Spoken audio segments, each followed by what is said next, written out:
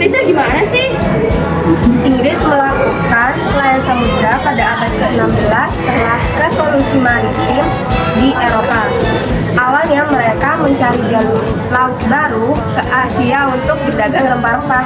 Tahun 1600 dibentuk EIC atau East India Company, perusahaan dagang Inggris. Selanjutnya dari Inggris kita mengitari Tanjung Harapan, Afrika Selatan. Lalu kita melewati Samudra Hindia. Lalu kita masuk ke India.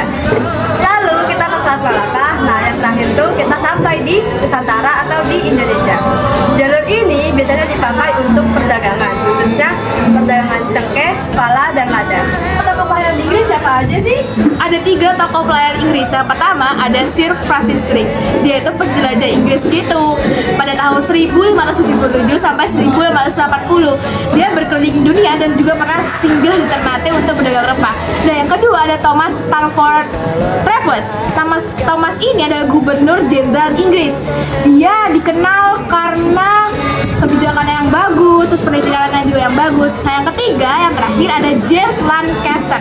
James ini adalah orang yang memimpin ekspedisi EIC yang pertama dan juga bisa sampai Aceh dan Banten pada tahun 1602. Tokoh pelayaran Inggris kan udah, kalau kebijakan pemerintah Inggris di Indonesia gimana sih?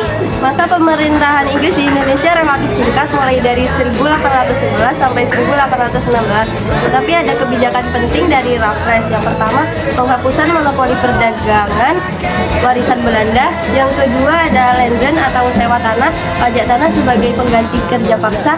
Yang ketiga ada abolisi perbudakan secara bertahap.